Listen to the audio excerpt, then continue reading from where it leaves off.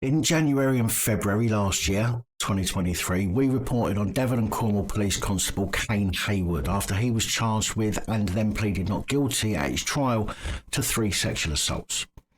Haywood was ultimately found guilty of one of those counts, which occurred at the victim's home in March 2021 after Haywood contacted the woman over Instagram. It was literally hours after they had started talking that the woman allowed Haywood to come to her home. Clearly thinking, well, he's police, what could possibly go wrong? Before Haywood arrived at her flat and everything went wrong. It was said that while she was getting ready to go out with Haywood, he followed her into the bedroom and started kissing her. She tried pushing him away, but he ignored her and assaulted her by putting his hands inside her leggings and touching her intimately without her consent. Even though Haywood claims that he left the woman's home thinking that they had both enjoyed the experience. I guess if you can call being pushed away an enjoyable experience. Mind you, some people like that kind of fantasy, don't they? The trial over the assaults, I believe, started last year but reconvened this year and is now concluded. During the trial at Bristol Crown Court, it was heard that Haywood gained the victim's trust in a series of messages in which he complimented her and made her feel safe. But then he came to her flat. He did not want to go and see the sunset as they originally planned, and allegedly became dominant, aggressive and ready for action. Now, I'm not victim blaming here, but how much of an idiot must you be to trust somebody after 1, just a few hours of messaging, and 2, if they say they're the police? There are a lot of very sick individuals out there, and allowing someone into your home after just a few messages is putting yourself in some serious risk. She couldn't have even been sure he was police, which makes the decision even more terrifying.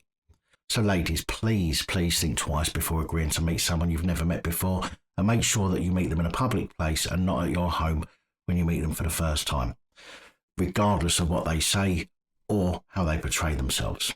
Of course, Haywood's spin on the story was somewhat different from his victims, suggesting that she clearly liked him, she was flirting with him, being enticing and provocative, and that although he had taken a Viagra before arriving, he had not arrived expecting sex. Okay then. When asked during his trial if he felt that he could have overstepped the mark or forced himself on the victim, Haywood said, no way, I did not, never. Of course, not being able to admit that maybe he wasn't all that. Either way, in January this year, his trial ended, and thankfully, he was found guilty of 1 sexual assault against a woman. I'm presuming the other 2 of the 3 initial charges were against the same woman, as there's been no other victims mentioned. Haywood was given a 12-month custodial sentence. Suspended for 18 months. And put on the sexual offenders register for 10 years. This conviction then led to a gross misconduct hearing, which surprisingly enough has just been held. The hearing was held on Valentine's Day, February the 14th, at Devon and Cornwall Police Headquarters in Exeter.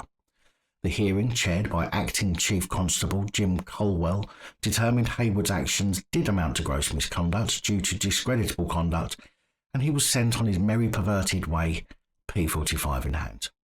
Temporary Deputy Chief Constable Dave Thorne said Kane Haywood's actions were abhorrent and a total discredit to the police service.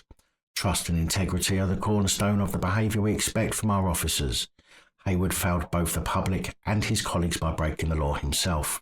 Ensuring the highest standards and ethics within the force remains a top priority, and the public can be assured that any wrongdoing or unacceptable behaviour such as this will be subject to robust action. In addition, we remain committed to improving the service we provide to victims of violence against women and girls.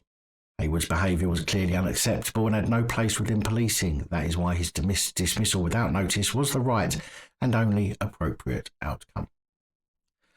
So although we have covered the allegations in previous videos, this one proves that he was guilty of being a dirty Bertie and appears to have some kind of superiority complex, thinking that he's irresistible to women.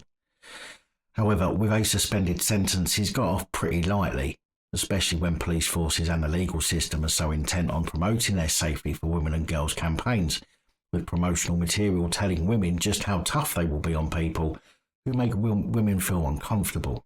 I use that term, make women feel uncomfortable, for a reason. That's because even looking at a woman on a train and the woman feeling creeped out is now apparently an offence that really should be the lower end of the punishment scale, such as suspended sentence. But Haywood managed to get out of jail time after actually sexually assaulting his victim.